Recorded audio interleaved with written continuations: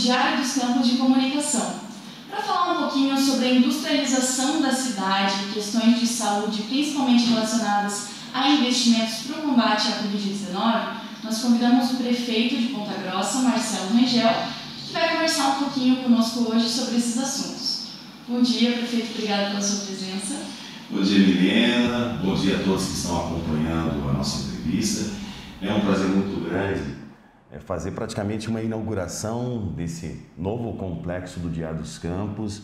Isso é tão importante para a cidade, é mais um canal de comunicação, poder falar ao vivo com as pessoas. Parabéns pela estrutura espetacular, Milena. E eu estou à disposição para responder todos os questionamentos. Bom, então vamos lá, começando a falar de coisa boa, industrialização. Como a gente destacou na manchete do Jornal Diário dos Campos hoje, a economia de Ponta Grossa no ano passado subiu 2 posições no ranking estadual, ultrapassou Londrina e Foz do Iguaçu. Isso se deve em grande parte aos investimentos das indústrias aqui na cidade. A indústria ela produz quase 60% de todas as riquezas aqui de Ponta Grossa. Esse ano a gente já teve alguns lançamentos, como por exemplo o ADAF, que inaugurou nova unidade aqui, e também tem um previsto agora para ser oficializado nas próximas semanas, que é o da Tatra, né, a montadora de caminhões. O que vai ser produzido por essa indústria? Como que estão as negociações? Então, Milena, olha, a notícia hoje do Diário dos Campos é uma notícia histórica, maravilhosa, né? Sobre a economia de Ponta Grossa. Devido ao valor agregado, nós subimos muitas posições e para que as pessoas possam entender, nosso PIB ultrapassou 10 pontos, 10%. Para vocês terem uma ideia, o Brasil tem um incremento de PIB de 1%, não chega a 1%. Lá na China foram 7% de aumento, né, do PIB. Ou seja, nós estamos com números maiores do que o país que tem o melhor desenvolvimento econômico do mundo na atualidade. Isso na cidade de Ponta Grossa. Isso se dá realmente por diversos fatores. O Diário dos Campos está mostrando aqui as nossas indústrias e nós tivemos um incremento muito grande de multinacionais, é o caso da DAF. Em 2013, quando nós inauguramos a DAF, ela fazia um caminhão a cada 2 dias. E hoje ela faz 20 caminhões desses por dia. E está fazendo um sucesso muito grande no Brasil. Sem dúvida nenhuma, vai se tornar uma das maiores indústrias do mundo. Já é uma das maiores do mundo, mas com o sucesso de vendas, será ainda maior na cidade de Ponta Grossa. Isso representa progresso, porque é geração de valor agregado, a distribuição da economia, empregos e tudo mais. Mas não é somente a DAF, não. Nós tivemos outras grandes indústrias que também tiveram incremento de produtividade. Nós inauguramos a Ambev, foi uma grande conquista histórica para a cidade de Ponta Grossa.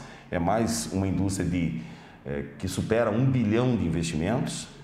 A Heineken também, que hoje está investindo 860 milhões, que também foi uma ampliação conquistada a duras penas. Foi realmente muito difícil nesse momento tão difícil que a economia mundial está passando, mas a Tetra Pak também teve investimento de mais de 1 bilhão, Madeiro, outras grandes empresas também tiveram um ano até mais produtivo do que qualquer outra cidade e qualquer outro setor no país. Nós também, na cidade de Ponta Grossa, temos um setor agropecuário, que é a base da nossa economia, também muito forte, muito pujante. As cooperativas de Ponta Grossa continuam produzindo muito, aumentou muito a produtividade. E o comércio, que era o nosso maior problema, o comércio de Ponta Grossa, ele tinha um desempenho sempre menor do que Maringá, bem menor do que Cascavel, menor inclusive que Foz do Iguaçu, e até mesmo menor do que outras cidades menores. E o que aconteceu justamente em 2019 pelo fato da pandemia? Nem todas as notícias são horríveis com relação a essa doença. O consumidor pontagrossense permaneceu na cidade e aí o comércio cresceu muito. Antigamente o pontagrossense gostava de comprar em Curitiba, ia para o shopping de Curitiba, fazia compras até mesmo de carros, compras grandes na cidade de Curitiba, na capital. Hoje não, Ponta Grossa é independente. Hoje você compra a sua roupa, seu vestuário, seus produtos aqui na cidade, e aí gera uma economia, né, muito interessante. É um círculo virtuoso que a economia de Ponta Grossa está vivendo. Por isso que nós crescemos, nós superamos com relação à arrecadação Cascavel. Nós estávamos atrás de Cascavel no começo do meu mandato, superamos Cascavel, superamos Foz do Iguaçu, inclusive com Itaipu, que gera também um valor agregado muito grande, né, a nossa usina hidrelétrica. Passamos também Maringá. No valor agregado nós estamos iguais, Maringá com 9,77 bilhões e Ponta Grossa com 9,45 bilhões. Vamos superar Maringá no ano que vem, mas na arrecadação geral já passamos Maringá. Então nós voltamos ao ranking histórico que antigamente, quando eu era criança, se falava Ponta Grossa, segunda cidade do Paraná, em arrecadação, em economia, em pujança. E agora estamos voltando de novo. Passamos Londrina e Foz do Iguaçu, desse valor arrecadado, e isso quer dizer que nós estamos vivendo realmente um momento muito crucial de progresso na cidade. E o que a gente vai ter de novidade daqui para frente? Foi comentado que seria assinado o protocolo de intenções da Tatra, a indústria da República Tcheca, que vem para Ponta Grossa também para montar caminhões. Já está marcada essa reunião? Como que vai ser feito? Eles vão vir para a cidade mesmo? Como que está essa negociação com a indústria? A Tatra também é uma grande, gigante construtora, né? uma indústria de caminhões. Só que os caminhões da Tatra são diferentes, eles têm as trações integrais. Então são caminhões normalmente utilizados pelo Exército, são aqueles caminhões que precisam entrar em terrenos irregulares. É um investimento muito alto, eles não divulgaram ainda o valor dos investimentos, mas lá na Tchecoslováquia, na República Tcheca, melhor dizendo, eles já divulgaram que seria em torno de 600 milhões de reais o investimento inicial no Brasil. A primeira fábrica fora da República Tcheca desta indústria de caminhões. Constrói caminhões, faz caminhões também para os bombeiros, enfim, são caminhões específicos. Esses caminhões aí são utilizados pelos exércitos do mundo todo, portanto vai exportar, é um produto que vai sair pelo Porto de Paranaguá para outros países. Então eu estou muito entusiasmado, porque realmente isso vai mexer novamente com a economia, vai levar a cidade de Ponta Grossa a um novo patamar, porque são 2 montadoras de caminhões que nós teremos consolidadas. E quais os tipos de caminhões que a indústria vai produzir em Ponta Grossa? Olha, no primeiro momento eles nos disseram que aquele caminhão amarelo que apareceu na foto, que é um caminhão menorzinho, será o primeiro a ser, se não me engano, aquele ali que apareceu, será produzido. Mas esse aí, esse pequenininho, seria o primeiro caminhão a ser produzido. Mas a indústria, como ela faz também equipamentos para a indústria bélica, vai produzir os grandes também com o passar do tempo. Acredito que em 2 anos nós teremos também produtividade desses caminhões mais robustos ainda também em Ponta Grossa. Caminhões de guerra mesmo. Sim, bélicos. Tá certo. No ano passado também era comentado que a prefeitura estava em conversa com algumas outras indústrias de outros setores para a vinda para a cidade, por exemplo, cervejarias, uma fábrica de garrafa. Até o final do ano a gente pode ter o anúncio de uma nova indústria na cidade?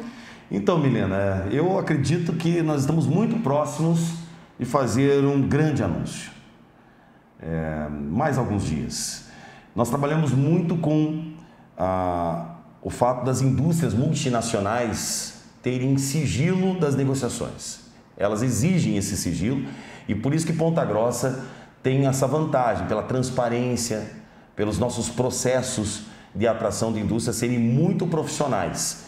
Aqui nós temos indústrias japonesas, nós temos indústrias americanas, indústrias europeias, enfim, que exigem um protocolo de atenção, de transparência e assim, muito técnico com relação à atração. Nós fizemos isso e nós estamos finalizando as tratativas com uma grande multinacional, mas uma grande multinacional. Acredito que os investimentos podem passar de 500 milhões para que a gente possa anunciar nos próximos dias, mas só posso ir até esse ponto nesse momento, justamente porque se trata de uma grande empresa, uma grande indústria, e isso pode prejudicar as tratativas.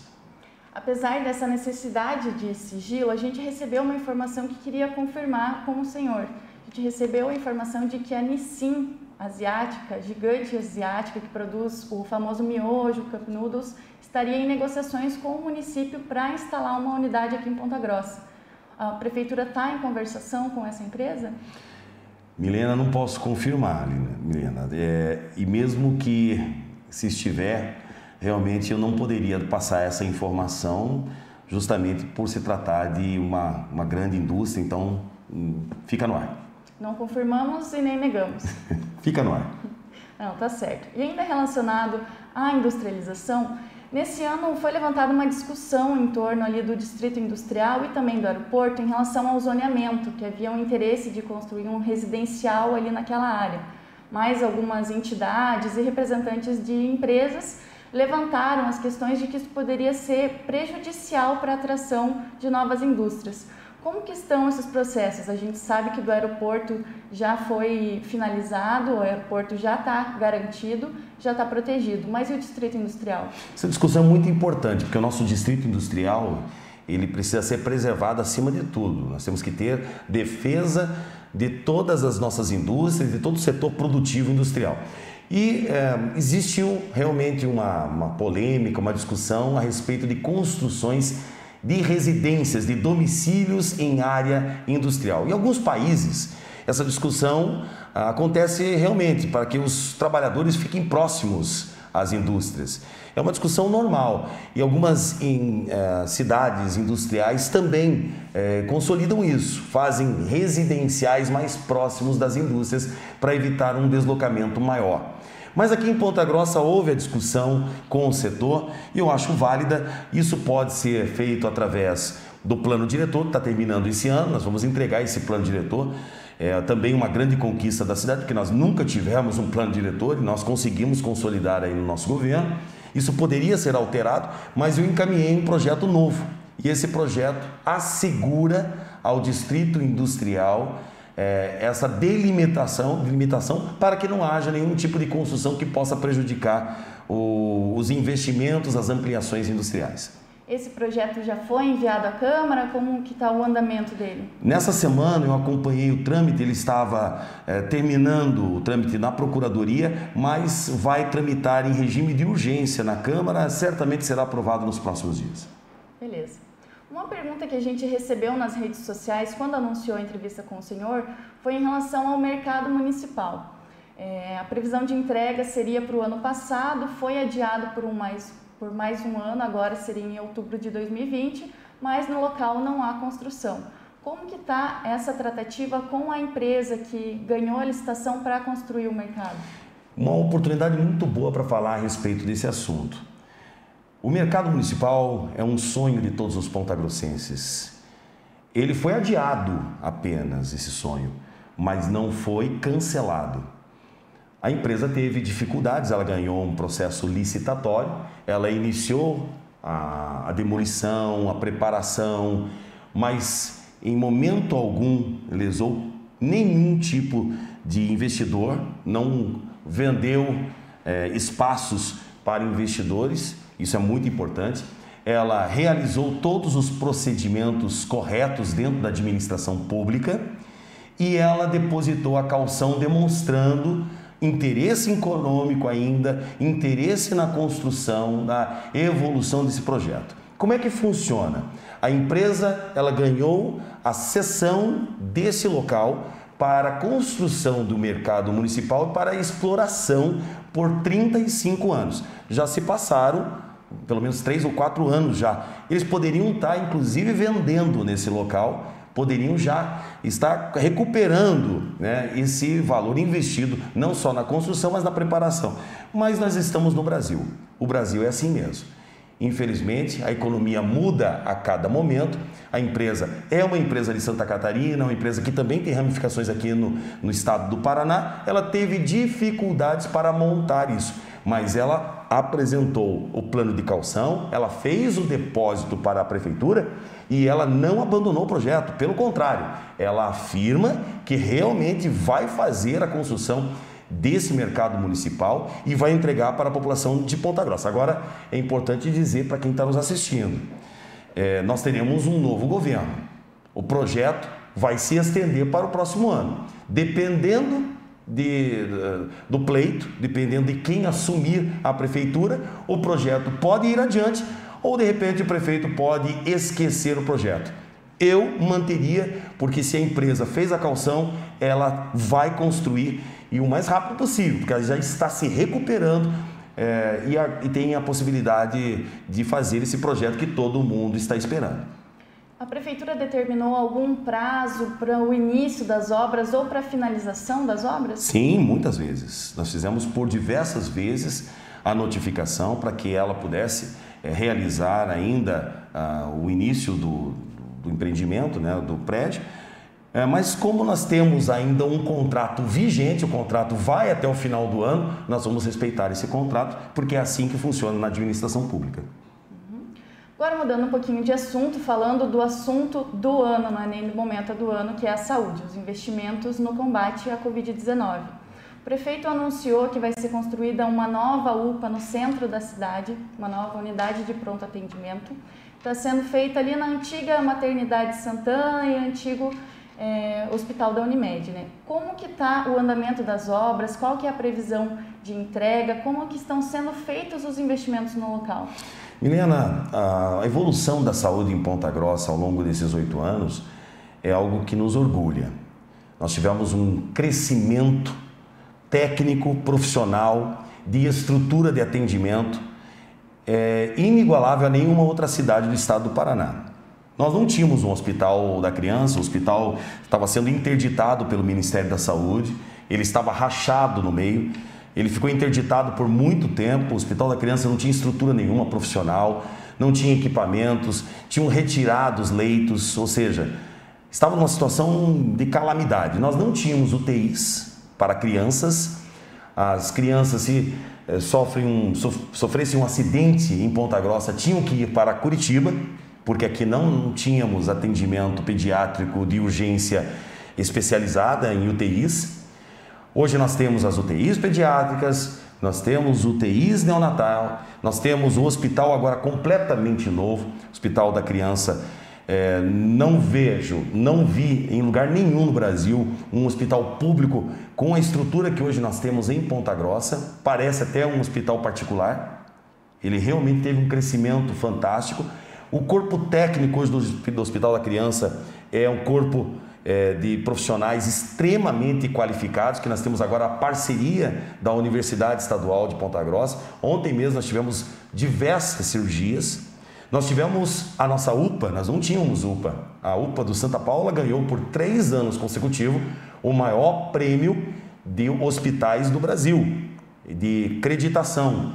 Então nós ganhamos o prêmio de melhor UPA do Brasil por 3 anos consecutivos. É muito raro você ter problemas, erros com relação à UPA. Nós atendemos centenas de pessoas por dia.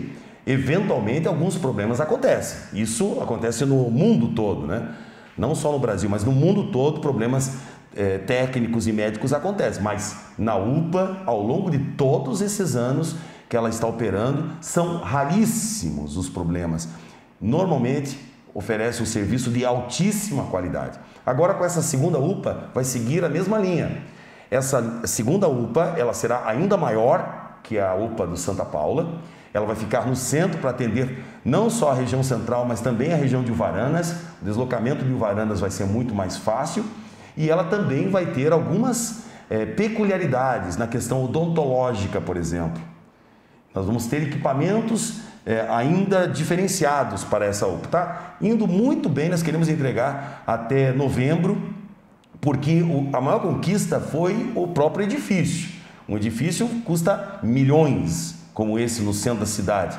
Nós conseguimos, através de um trabalho com o governo do estado, uma parceria também com a Justiça. É importante sempre frisar que a Justiça Federal, a Promotoria Federal, sempre auxiliou o poder público de Ponta Grossa.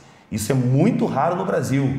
Isso é uma conquista realmente, né, dos poderes trabalharem unidos. E aí nós conseguimos esse edifício.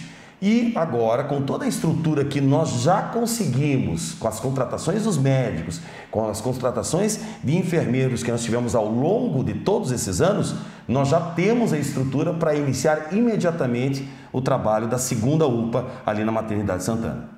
Quanto está sendo investido nessa nova unidade e de onde estão vindo os recursos para o investimento? A Prefeitura de Ponta Grossa, ela tinha um orçamento de 450 milhões em 2013 e hoje ela tem mais de 1 bilhão de orçamento.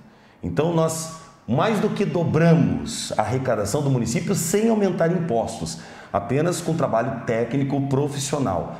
E com isso nós tivemos também um incremento muito grande na área de saúde.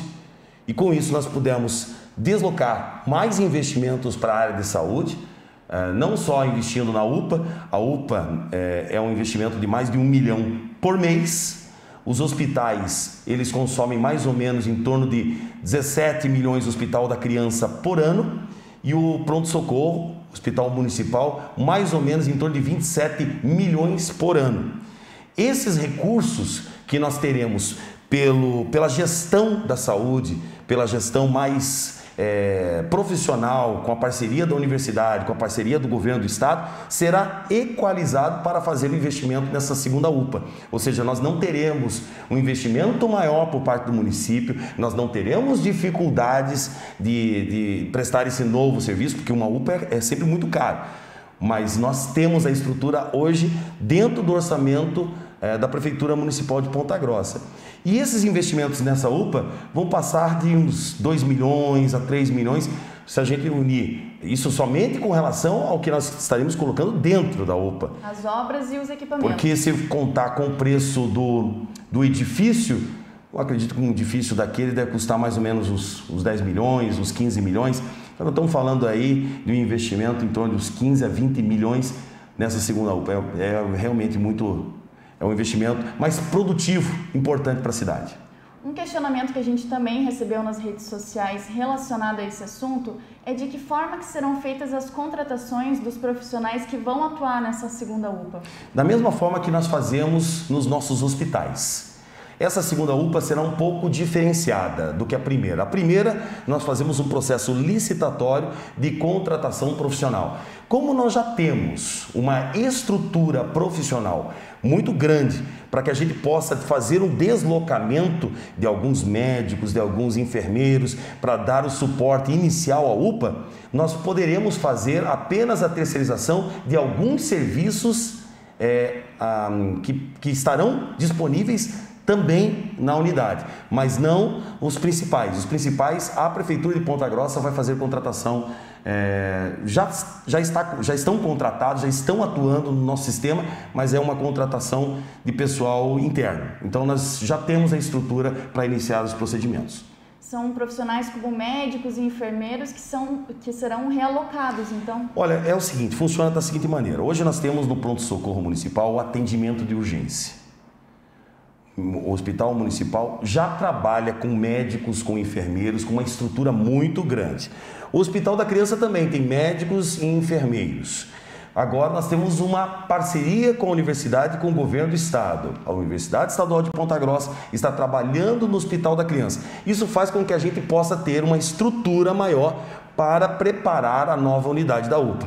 Então nós vamos trabalhar com esses profissionais, vamos chamá-los, é assim que a gente sempre trabalhou desde o início do governo, conversando com os servidores e vamos dizer a eles, nós temos uma nova estrutura, nós temos uma segunda UPA. Os médicos têm interesse em trabalhar nessa nova estrutura? Tem. Nós temos realmente um corpo técnico muito grande. Poderíamos fazer toda essa readequação de maneira bem calma, bem simples, porque, sem dúvida nenhuma, a estrutura profissional nós temos. E agora falando um pouquinho da UPA já existente, a UPA Santa Paula. A nossa reportagem publicou hoje uma notícia que mostra que o contrato com a empresa terceirizada que administra a UPA Santa Paula vence agora na segunda-feira, mas ainda não foi renovado e nem houve ainda o chamamento de uma próxima empresa. Tanto é que dos quase 200 funcionários, cerca de 130 já receberam o aviso prévio há algumas semanas. Como que vai ser feita a administração da UPA de Santa Paula a partir de agora? É ótimo falar sobre esse assunto também, porque é algo perfeitamente normal. Porque as empresas contratadas pela prefeitura, elas têm um período determinado. Elas podem trabalhar 1 ano, 2 anos ou 3 anos. Chegou ao final desse ciclo. Nós sim temos já a contratação da nova empresa, o grupo Ideias ganhou o processo licitatório, já está fazendo a recontratação. Como funciona? Aconteceu também com o SAMU, é normal, isso acontece em qualquer município, qualquer prefeitura do Brasil e do mundo. A empresa nova que ganha o processo licitatório, ela normalmente recontrata os mesmos funcionários, porque aquelas pessoas já estão adaptadas àquele sistema. Por exemplo, no SAMU aconteceu a mesma coisa. Inclusive teve um recurso judicial, que também é algo bem normal, em processo licitatório. Praticamente todas as licitações têm recursos, têm a participação da justiça, para que a gente possa ter uma finalização do processo de maneira extremamente transparente e correta. Então, enquanto tem essa discussão, as novas empresas vão contratando normalmente os mesmos funcionários. Foi feito o aviso prévio da empresa anterior. Essa empresa não ganhou o processo licitatório. Aliás, até infelizmente, mas na administração pública você não pode escolher a empresa. Porque se fosse para escolher a empresa, até gostaria que a empresa anterior continuasse, porque ela fez um grande trabalho. Mas nós tivemos que fazer um novo processo. E nesse novo processo tem uma nova empresa. E nessa contratação que nós fizemos, essa empresa ofereceu um valor menor, ou seja, temos também uma economia para os cofres públicos. Mas a empresa tem uma grande reputação, ela já trabalha em diversas cidades, em grandes capitais. Ou seja, nós não vamos deixar sem assistência e os servidores que lá estão certamente serão recontratados, a não ser que haja, de repente, naquela entrevista que normalmente as empresas fazem, algum tipo de restrição que a empresa possa fazer. Mas, normalmente, todos são relocados. Como o senhor comentou, é normal, mas esse processo licitatório também teve ali uma pequena discussão na Justiça. A nossa reportagem apurou que ainda estaria em andamento. E essa é a preocupação do pessoal. Se a partir de terça-feira, que vence o contrato da empresa antiga, a empresa nova já assume. Então, vai assumir e o atendimento será garantido. Milena, é algo perfeitamente comum na administração pública você fazer uma licitação, por exemplo, de álcool gel, e o segundo lugar, o terceiro lugar, o quarto lugar entrar com recurso. O recurso muitas vezes é negado, de repente, porque não tem a documentação adequada. Essa empresa entra na Justiça. A Justiça dá uma liminar suspendendo o processo licitatório por um tempo.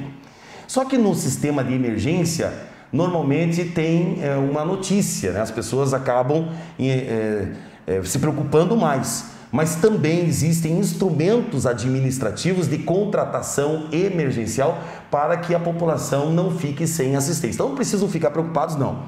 Nós vamos prestar assistência, assim como nós fizemos com relação ao SAMU, assim como nós fizemos ao longo de 8 anos, nós nunca deixamos de prestar o atendimento por questões administrativas. Isso é uma coisa muito normal. E os funcionários, os servidores que estão hoje preocupados, é porque é a primeira vez que isso está acontecendo, é a primeira licitação desse programa. Então é normal as pessoas terem um receio de ficarem sem os seus empregos.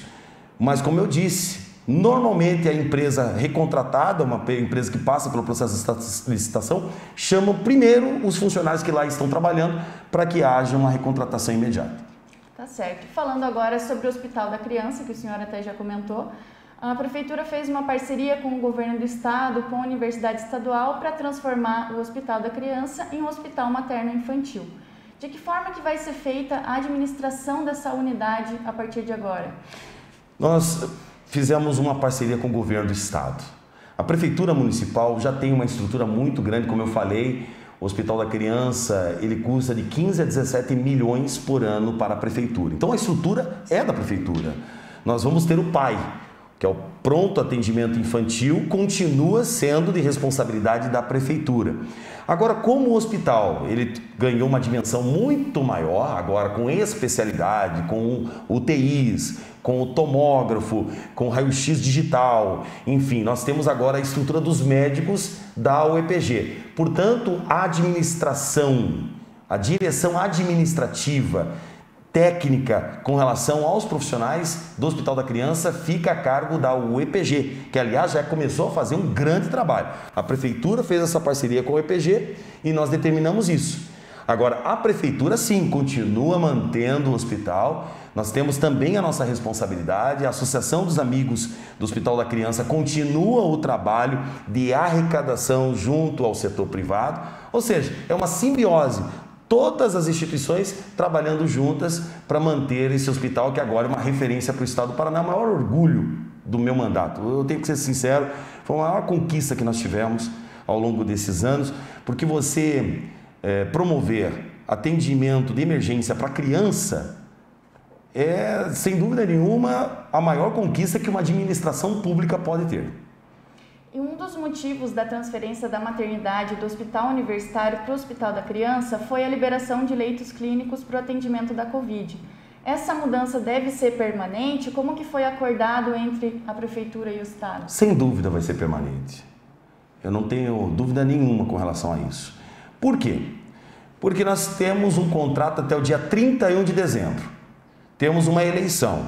A não ser que o prefeito ou a prefeita tenha um entendimento diferente nosso, possa fazer alguma alteração. Mas se isso acontecer, vai ser ruim para o povo. Eu tenho certeza absoluta que na próxima administração, o prefeito ou a prefeita terão a responsabilidade de manter esse serviço. Que se não mantiver esse serviço, eu como cidadão serei o primeiro a levantar a voz. Porque não é possível que a gente perca essa conquista que nós tivemos ao longo de todos esses anos. Assim como a escola em tempo integral. Eu já fiquei sabendo que existem candidatos que são contra. Ok, é um direito daqueles candidatos serem contra ao que nós fizemos nas escolas. Mas eu também tenho o direito democrático de poder insurgir se alguém tirar isso que nós conquistamos. Foi a maior conquista também na educação na história de Ponta Grossa.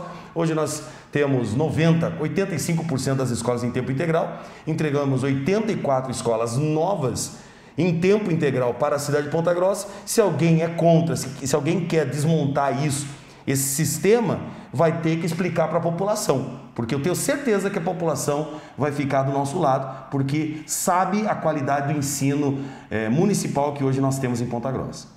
Ainda falando da questão da saúde, uma outra parceria entre a Prefeitura e o Governo do Estado foi na criação de novos leitos, tanto clínicos quanto de UTI, toda essa conversação para abrir novas vagas mesmo em hospitais aqui da cidade para o atendimento principalmente ao Covid, né?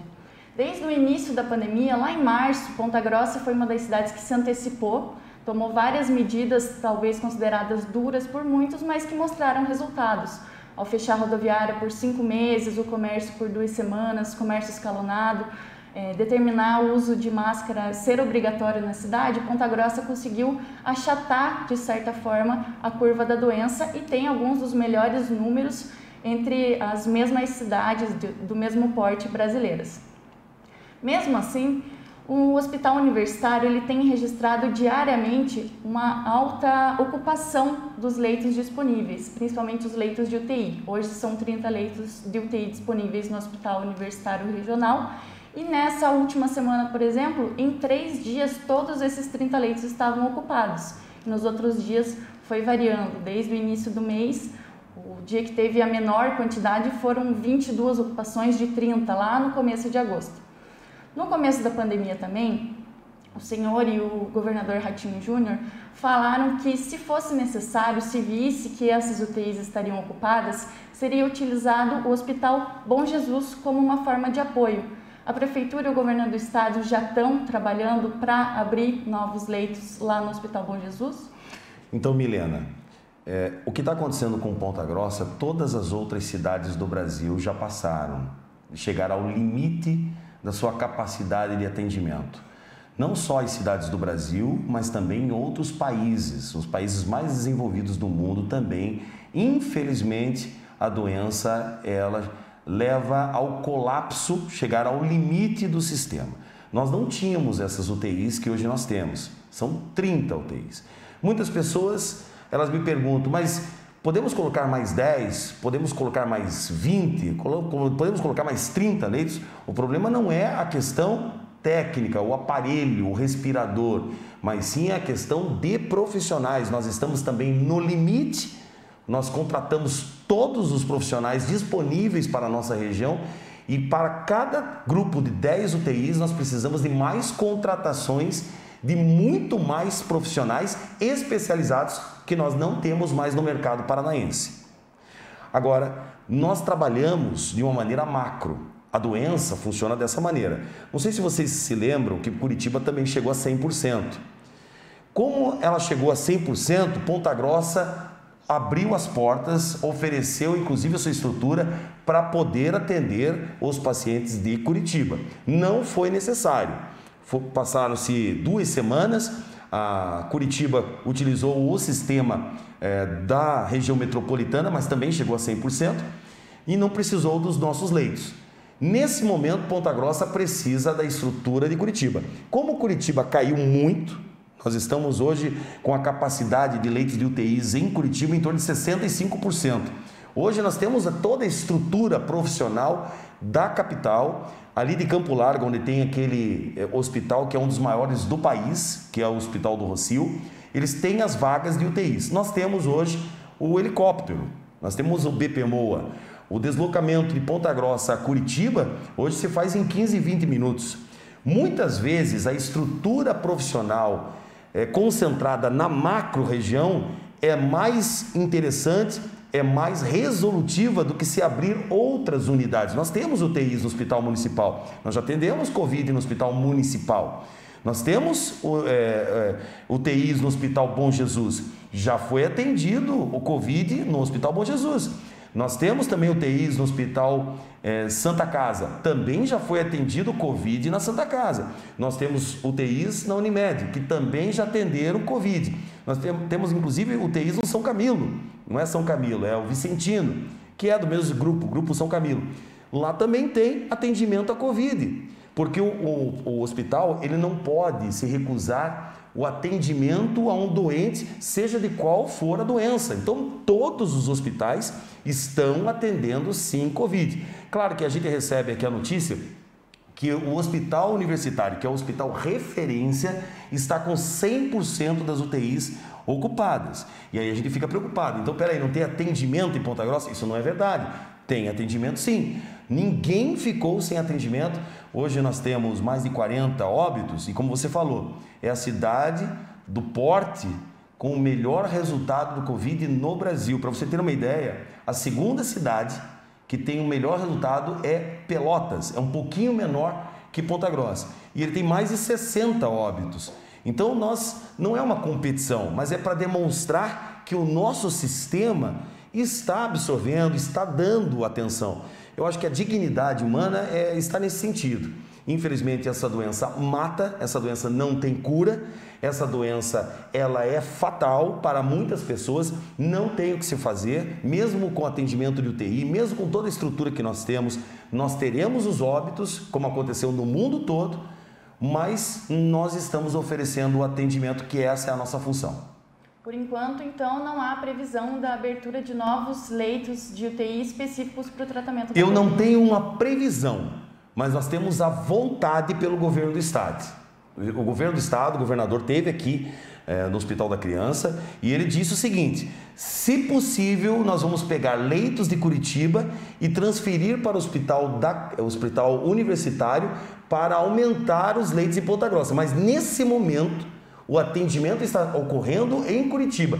Talvez seja traumático, por isso estão vendo a questão técnica, seja mais traumático trazer esses leitos para cá, aumentar a estrutura de profissionais e não dar uma assistência adequada num hospital que de repente já tem 30 leitos de UTIs, que é uma capacidade muito acima do normal. Aliás, Milena, é importante dizer para as pessoas, são 30 leitos de Covid, mas o hospital universitário, se não me engano, tem mais 30 ou 40 leitos de emergência de UTI para outras doenças. Então vejam como o nosso hospital também está saturado em matéria de profissionais atendendo. Então não adianta também abrir mais 10 leitos e não dar o atendimento adequado. É melhor, de repente, fazer o deslocamento para Curitiba e oferecer a estrutura adequada num ambiente mais técnico e com mais condições físicas também. Então, de qualquer forma, se tiver essa superlotação, as pessoas não vão deixar de ser atendidas, que é uma preocupação que o pessoal tem, mas serão transferidas para outros municípios. Provavelmente nós teremos algumas transferências. Eu acredito, Milena, que a doença ela está no pico em Ponta Grossa e nos próximos dias vai reduzir. Pelo menos é a nossa expectativa, por quê? Isso aconteceu em Curitiba há 3 semanas atrás. E nós estamos no calendário, nessa curva que você falou, nós estamos 3 semanas adiantados frente à capital, porque nós achatamos com mais efetividade em Ponta Grossa do que outros municípios. Então, como nós estamos no mesmo agora patamar de Curitiba, Curitiba começou a cair. Nós acreditamos que mais uma semana ou mais 2 semanas os nossos números também tendem a cair. Tá certo. Agora mudando um pouquinho de assunto, a pandemia alterou diversos comportamentos da sociedade desde que começou aí a assolar o mundo, né? Nessa semana, o Diário dos Campos publicou uma reportagem sobre o crescimento do ecoturismo nesse período. O pessoal tem buscado mesmo, com a impossibilidade de viajar, de se aglomerar, de ir a restaurantes, bares, tem buscado ir mais para o interior, aproveitando esses atrativos naturais. A Prefeitura começou nessa semana a instalação de algumas placas de sinalização no distrito de Itaiacoca. Quais que devem ser os investimentos aí, as ações da Prefeitura para fomentar mesmo esse setor da economia? Então, o turismo regional, ele vai bombar depois dessa doença. Já está bombando, né? Porque as pessoas vão deixar de viajar muitas vezes para o exterior para conhecer as belezas aqui do nosso país, para ter atendimento médico mais presente e vão poder conhecer belezas que muitas vezes eram escondidas aqui dos Campos Gerais. Eu mesmo estou fazendo isso. Hoje até brinquei aqui com o Wilson do Diário dos Campos que eu iria fazer uma caminhada, era para estar fazendo uma caminhada nesses lugares lindos. E eu estou fazendo a entrevista. Por quê? Porque eu quero realmente fomentar esse turismo aqui da região dos Campos Gerais, que é muito forte, principalmente na região de Itaiacoca. E lá tem muitos atrativos, aquelas caminhadas rurais de aventura, com guias turísticos, está em evidência no mundo todo. E nós temos o que existe de melhor nessa questão aqui em Ponta Grossa devido à escarpa devoniana. Então nós estamos fazendo um investimento para a região de Itaiacoca. Começamos pela ciclovia. Aí as pessoas podem falar assim, mas peraí, mas o investimento ciclovia? A ciclovia parece uma coisa assim tão simples? Não, não é simples, porque nós estamos falando de um terreno extremamente acidentado. E outra coisa, estamos falando de mais de 20 quilômetros de ciclovia. Ou seja, todo esse procedimento de projetos, de licitação, recursos com o Sandro Alex, é o recurso do deputado, que ele conseguiu de mais de 4 milhões e meio, eu acredito que vai ser uma obra de uns 5 milhões. Fazer um investimento para ciclovia de 5 milhões para fomento de turismo é um grande investimento para o turismo. Depois nós também desativamos o aterro municipal, que era um problema grave ali na escarpa, porque você passava ali em Itaiacoca, tinha urubus, não existe mais o lixão. Aquele lugar também vai se tornar um local de visitação. Eles estão, inclusive, fazendo um estudo lá em Vila Velha para a decolagem de balões, porque vai ter balonismo na Vila Velha, e que possa, de repente, aterrissar ali, onde era o lixão de Ponta Grossa a céu aberto, que nós conseguimos equacionar, que o maior problema de Ponta Grossa foi resolvido no nosso governo. E aí o seguinte, ou então a decolagem do balão dali para descer em Vila Velha. Espetacular. Com relação ao ecoturismo, com a cicloturismo, nós temos lugares espetaculares para o cicloturismo. Já temos turistas de Curitiba, de todas as cidades aí do Paraná, que vêm para cá para visitar esses lugares tão lindos. Então, eu acredito que o turismo vai bombar em Ponta Grossa. Eu estava lendo aqui uma reportagem sobre o novo restaurante de Vila Velha, já fizeram a licitação lá, já contrataram a empresa, que é daquele restaurante muito conhecido de Palmeira, que já recebe assim, pessoas do Brasil todo, e eles vão fazer um investimento muito alto em Vila Velha. Então nós teremos uma estrutura muito grande para receber os turistas. E agora com os voos, né? Porque no dia 8 de setembro teremos o voo da Voipaz, vindo de Congonhas a Ponta Grossa. No começo serão 2 voos por semana. A gente tem que prestigiar a empresa que está investindo em Ponta Grossa. É o início dos voos regionais. Ponta Grossa é a primeira cidade, é ela e Ribeirão Preto. Só as 2 cidades do Brasil estão retornando os voos regionais. Depois teremos o voo para Foz do Iguaçu, para linkar Vila Velha com Foz do Iguaçu. Então, Ponta Grossa vai se tornar, sem dúvida, no grande polo turístico do Paraná aí nos próximos anos. Inclusive, a rota desses voos que o senhor comentou é sair de São Paulo, vir a Ponta Grossa, ir para Foz do Iguaçu, voltar a Ponta Grossa e voltar a São Paulo, né? Justamente para integrar essas regiões. É isso mesmo. E assim, ó, semana passada eu estive acho que é Sozinha ali, que são...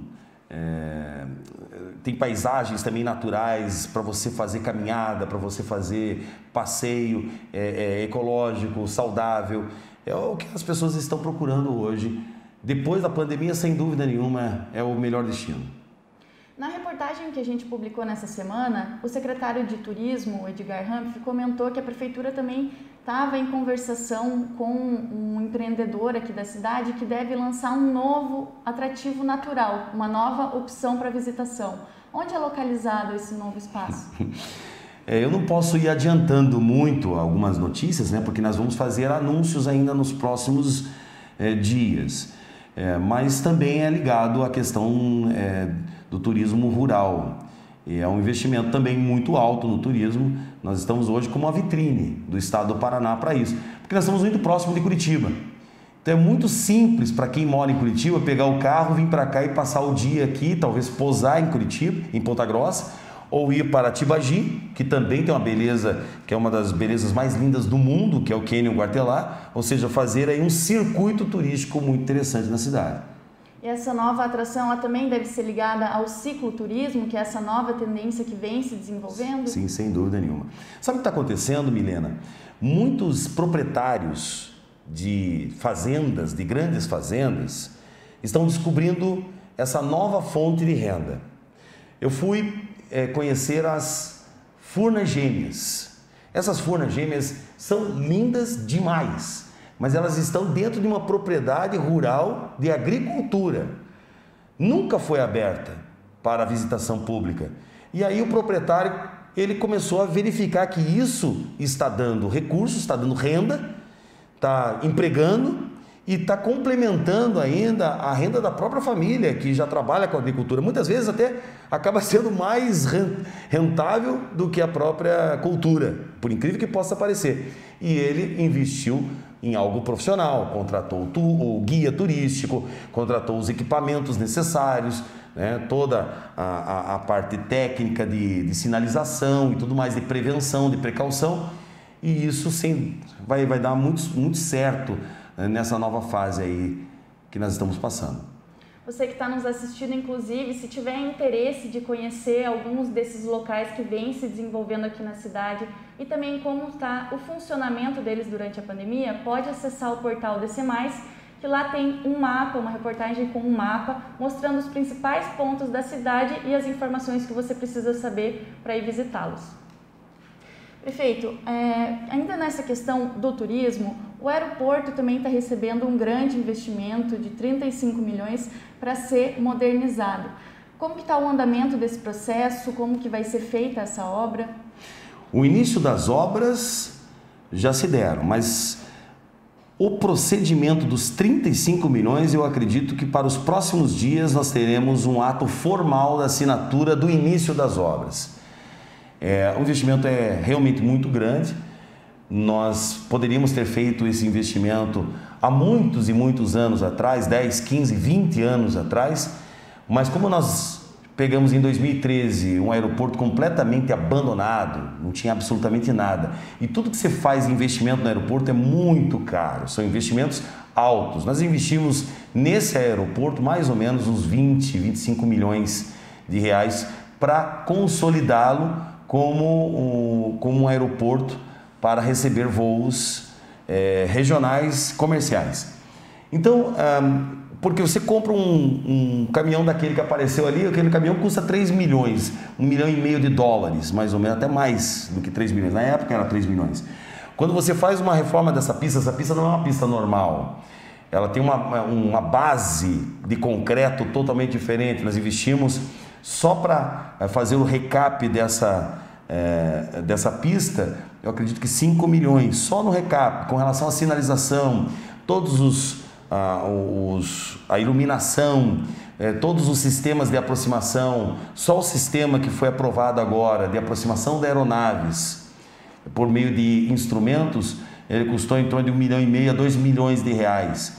A reforma do terminal, nós temos aí esse terminal pequenininho, que é um terminal histórico, nós vamos manter esse terminal, nós não vamos derrubar esse terminal, nós teremos um terminal separado, esse terminal vai continuar na história do aeroporto, importante dizer isso, que as pessoas estão achando que nós vamos derrubar o terminal, não vamos derrubar. O símbolo do aeroporto continua de pé. Vai, provavelmente no futuro, depender, claro, né, da próxima administração, mas se eu fosse o prefeito, eu colocaria aqui a Secretaria de Turismo para receber os turistas de todo o Brasil e do mundo nesse local, que está totalmente reformado. Nós fizemos a reforma também do nosso governo. E no começo, Milena, eu fui muito criticado, porque quando eu comecei a colocar investimentos públicos no aeroporto, é claro que tem uma oposição, que normalmente ela é muito crítica, muitas vezes é destrutiva, dizendo que era uma vergonha fazer um investimento no aeroporto. Mas é a maior indústria hoje que nós temos em Ponta Grossa, o aeroporto. Precisa ser preservado, precisa ter mais investimentos a cada ano, não pararam aí os investimentos. O Sandro quer a retirada dos trilhos e aumentar a pista em mais 500 metros. E aí com isso nós poderemos ter voos de cargas também, que pode ser muito interessante para o Porto Seco aqui de Ponta Grossa. Nós temos essa luta junto com o Conselho, com o Wilson do Porto Seco. Estamos em tratativas com o Porto Seco, que é uma coisa também espetacular. E investindo no aeroporto, nós estamos investindo também nesta questão. Ou seja, não pode parar. Cada dia que passa, nós temos que fazer mais contratações, mais especializações. Agora, com relação à pandemia, os voos serão muito mais seguros, então nós teremos câmeras especiais, nós temos que verificar a temperatura de cada passageiro, são procedimentos diferentes.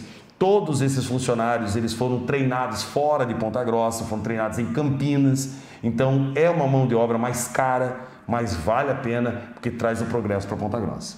O aeroporto ele funciona não só para conectar os pontagrossenses com outros centros, e não também apenas para promover o turismo, mas também, de certa forma, para atrair novos investimentos, né? Tendo essa possibilidade de que executivos possam fazer reuniões em outras regiões do país no mesmo dia, volta, que nem antes da pandemia, que tinham os voos que iam e voltavam no mesmo dia. Ele é um vetor de desenvolvimento. É o maior vetor de desenvolvimento. Não existe nenhuma cidade do mundo que tenha progresso sem um aeroporto. É impossível. E nós, por muitos anos, a cidade ficou abandonada. Nós não tínhamos nem uma previsão. O aeroporto, ele só servia para o aeroclube, que aliás faz um bom trabalho também, né? Mas só funcionava para o aeroclube e ainda de maneira precária, porque não tinha iluminação. Quando você vê um avião voando à noite, eu sempre falo, isso aí é uma conquista de Ponta Grossa desses últimos anos, porque não tinha pista iluminada, nós não tínhamos estrutura de instrumentos nenhum. Claro, o investimento foi pesado, mas é o maior vetor, sem dúvida nenhuma, de transformação. É por isso que nós estamos batendo esses recordes, que o PIB subiu 10 pontos por causa de um aeroporto como esse. Vejam só, se você for hoje, agora, lá no aeroporto, provavelmente você vai ver 3, 4 jatos de executivos, helicópteros. Vou falar helicóptero, né? Nós fizemos um investimento do aeroporto por causa do SAMU aéreo. O SAMU aéreo é, sem dúvida nenhuma, a maior conquista que nós tivemos na área de saúde pública, foi por causa do aeroporto. Então valeu a pena fazer um investimento de 15 a 20 milhões no aeroporto? Valeu, porque nós temos agora o nosso helicóptero. E os empresários estão descendo helicópteros, estão descendo jatos aqui e estão investindo na cidade. Estão constituindo novas indústrias, novas empresas, investindo no setor imobiliário. Então tudo isso é muito positivo. Tá certo. Esse ano é um ano eleitoral. Teremos as eleições municipais. Dentro do seu governo, o senhor tem 2 pré-candidatos, a vice-prefeita Elizabeth Schmidt e também o até então secretário de Obras Márcio Ferreira. Qual que é o seu apoio? Quem o senhor vai apoiar para essas eleições? Milena, essa é a primeira vez que eu vou falar sobre isso, porque ontem nós tivemos um anúncio da nossa vice-prefeita. A professora Elizabeth anunciou junto à sua família a sua pré-candidatura oficialmente. Até o dia de ontem, nós não tínhamos a certeza do aceite da nossa vice-prefeita. Ela aceitou esse desafio. Eu penso que ela é a pessoa mais preparada da cidade de Ponta Grossa, sem dúvida, disparada. Ela é empresária, ela lida com a questão das indústrias, ela lida com a questão do comércio. A empresa dela é uma das maiores do mundo, de transformadores para multinacionais. Ela é empresária deste ramo do setor produtivo industrial. Ela é professora, porque quando ela montou a empresa com o marido dela, a empresa não era nada. Então eles cresceram. Tem uma história linda de crescimento, de trabalho. Eles não conquistaram isso porque receberam de alguém. Não, eles fizeram. Então ela é uma empresária de sucesso, ela é uma professora que foi da rede pública, que entende o nosso sistema de educação. As nossas professoras respeitam muito a professora Elizabeth, porque ela sempre teve ali, junto com a professora Isméria, junto com os professores, esse trabalho minucioso junto à educação, maravilhoso isso como educadora. Ela foi 5 vezes secretária, em todas as áreas, do turismo a recursos humanos, a administração do município, passou por ela. Então ela entende de administração, ela já administrou a cidade. Ela foi secretária de administração. Secretária de administração pega todos os processos licitatórios, contratação de todas as empresas, tudo passa na mão de uma secretária de administração. Ela já foi secretária de administração e ela é vice-prefeita. Ou seja, ela tem o direito constitucional e ético, moral, de ser a candidata do grupo, por ser vice-prefeita. E essa questão de ter 2 pré-candidatos dentro da gestão se configura como uma quebra política? Não. Então, eu ia falar, estava falando da Elizabeth para eu chegar lá no Márcio. O Márcio, ele foi secretário de obras, é uma pessoa que todo mundo gosta, tem um respeito muito grande de todo o grupo, é uma pessoa trabalhadora, séria, honesta e principalmente fiel. Eu acho que de todas as qualidades que o Márcio tem, a fidelidade é a maior de todas. Quem conhece ele sabe que ele é a pessoa mais fiel que eu conheço. E por isso, ele estava viabilizando a sua candidatura como prefeito, candidato a prefeito, porque nós não tínhamos a certeza da Elizabeth. Nós não sabíamos se a Elizabeth realmente... Porque ser candidato a prefeito e abdicar de tudo que você tem na vida, colocar tudo em risco, as suas empresas, as suas conquistas de vida, é uma decisão que tem que ser feita com família. A família tem que apoiar. E existia, sim, no primeiro momento, uma dúvida. Será que ela vai ser candidata? Talvez ela não queira, talvez ela continue exercendo a profissão, né, na vida pública, mas de outra maneira, não como prefeita. Mas ela aceitou. Então, certamente, eu vou conversar com o Márcio, né? Ele sempre teve vontade, uma determinação muito forte de ser candidato a prefeito. A gente respeita porque é um cidadão, mas eu não tenho dúvida de que ontem, quando ele recebeu também essa notícia da professora Elizabeth, certamente ele pensou, não, nós estamos juntos, nós somos do mesmo grupo, todo mundo é unido, certamente ele tem um futuro como candidato a deputado futuramente muito forte. Isso pode ser relevado, sim, sem dúvida nenhuma. Nós pensamos, talvez, em pedir a ele para que ele seja responsável como um coordenador geral da campanha da Elizabeth, porque ele está no bairro, ele conhece o bairro, ele tem as crianças do lado dele mesmo, então ele pode nos ajudar muito nesse sentido, porque na democracia também existem vários candidatos. mas o nosso grupo é muito unido, ele não tem divisão interna. Se você pegar o Facebook do Márcio e da Elizabeth, eles estão juntos o tempo todo. Então, nesse momento, vale muito mais a pena a gente trabalhar por um projeto em comum, eu penso, até nem falei com o Márcio sobre isso, estou falando pela primeira vez, mas eu acho que é muito mais interessante a gente trabalhar por um projeto em comum e não deixar a cidade parar, Milena. A preocupação que eu tenho é justamente pelo fato da professora ter o apoio do governo do estado, ter um bom relacionamento com o governo federal, tanto é que nós temos o contato direto, o Sandro estava com o presidente da República ontem, nós temos uma proximidade. Mesmo que você tenha as discordâncias do governo estadual, governo federal, um prefeito, uma prefeita, precisa ter relacionamento, tem que ter contato, tem que ter diálogo. Uma pessoa que tem mais diálogo do que a Elizabeth, eu não conheço. Nem eu, que gosto muito de dialogar, as pessoas me conhecem, mas eu não tenho, a competência em diálogo como a professora Elizabeth tem, pelo fato de ela ter sido professora por tantos e tantos anos. Ela conversa com todo mundo de uma maneira muito simples, muito tranquila. Então, Milena, o governo, o Ratinho queria a Elizabeth. O governo municipal também estava querendo que a Elizabeth fosse a nossa candidata oficial. Eu torcia, eu fazia uma torcida muito grande, porque eu sei que a cidade não vai parar de jeito nenhum, pelo contrário, vai ser uma grande prefeita, porque ela tem uma estrutura, uma bagagem de experiência que ninguém tem. Para ter a bagagem que a Elizabeth tem, vai demorar 2, 3 anos. Daqui 2, 3 anos, esses números aqui do PIB podem cair lá embaixo. Ela não, ela vai manter e vai com certeza melhorar ainda mais os nossos índices. Então é por isso que eu estou apostando muito que ela é o nome hoje mais preparado para a sucessão. Como o senhor comentou, com essa confirmação da candidatura dela que foi feita ontem, haverá essa conversa com o Márcio Ferreira para que o grupo continue unido e tenha apenas um candidato, né, para que não se dividam esses votos.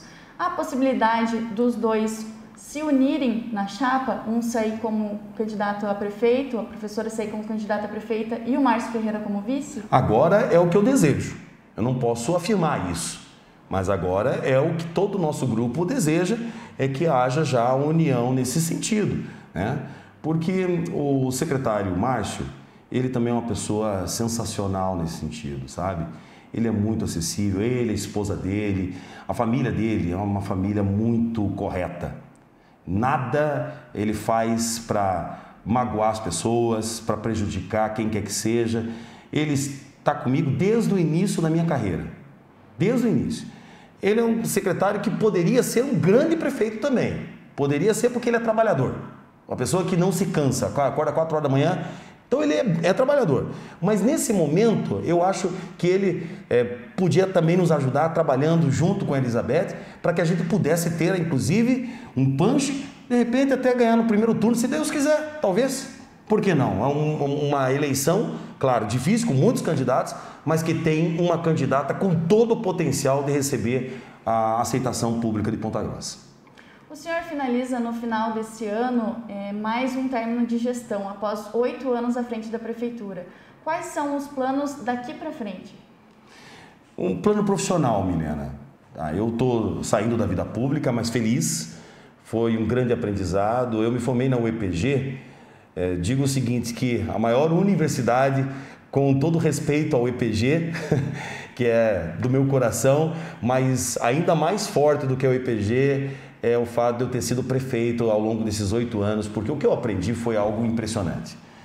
Eu também sou empresário, eu continuo com as minhas empresas, eu trabalho com os restaurantes, eu trabalho com a emissora de rádio, as 2 emissoras de rádio, eu trabalho com a minha produtora, eu tenho uma produtora de áudio e vídeo, eu gravo para todo o Brasil, eu tenho a formação de Direito, então eu estou abrindo o meu escritório de advocacia, junto com o meu procurador-geral, que também é advogado, que é o procurador João Paulo Desch.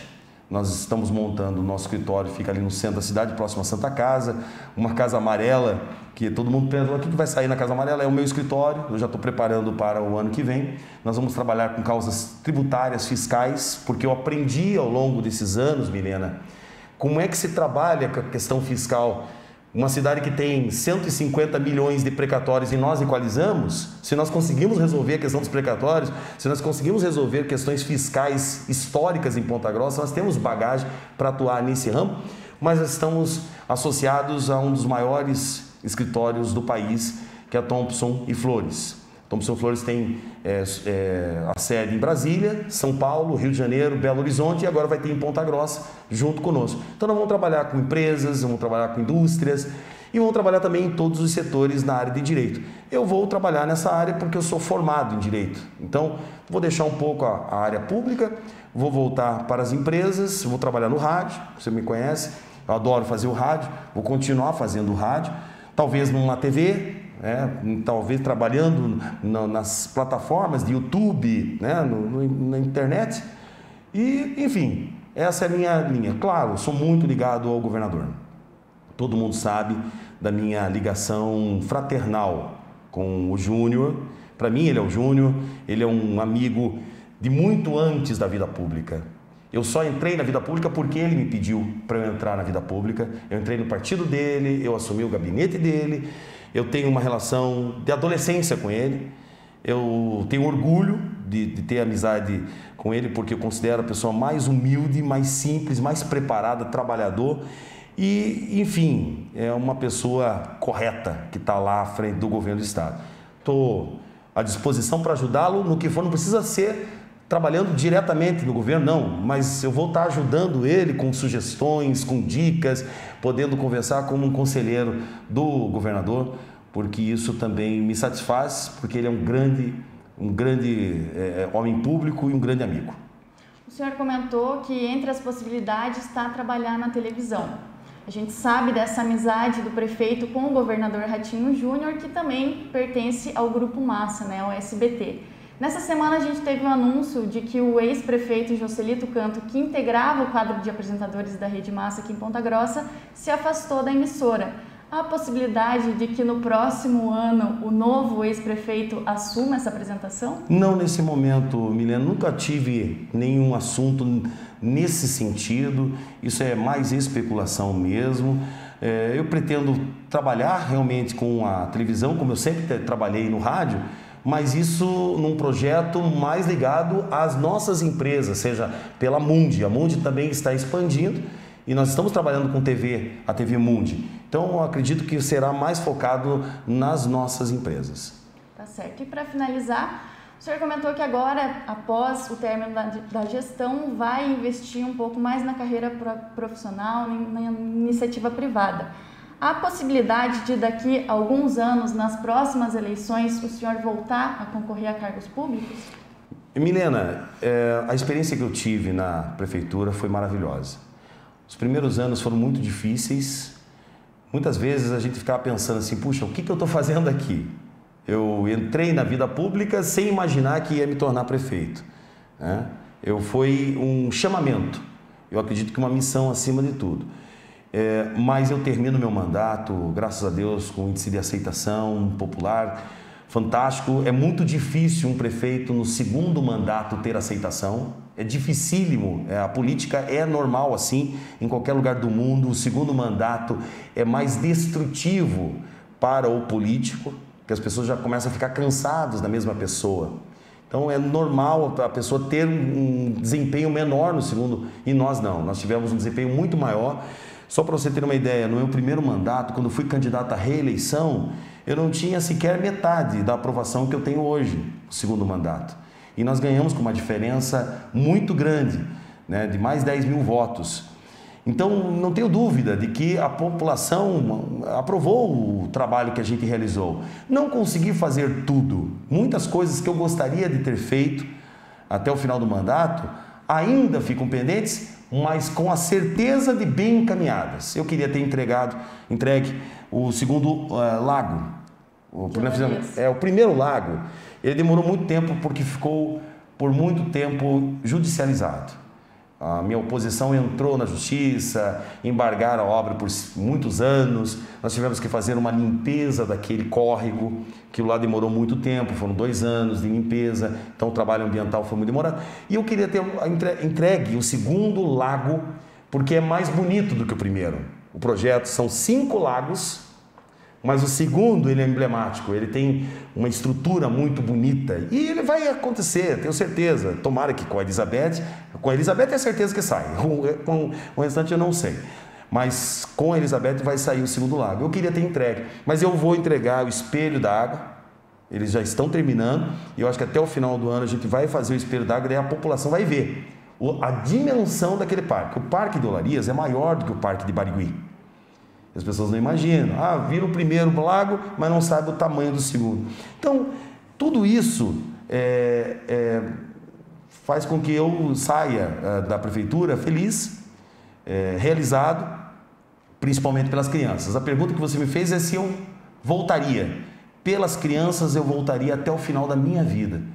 Se eu tiver 98 anos e eu souber que eu posso fazer mais pelas crianças, serei candidato certamente, novamente, à Prefeitura de Ponta Grossa, porque é maravilhoso você fazer algo em que muda a vida de uma criança, muda totalmente a vida. Isso não tem preço. Para mim é o que mais me realizou. Prefeito, agradecemos a sua participação e a sua disponibilidade para conversar aqui conosco. Obrigado. Agradecemos também a você que nos acompanhou até aqui. Lembrando que a entrevista fica disponível na nossa página do Facebook, no nosso canal do YouTube e também no portal DC+. Até a próxima. Obrigado.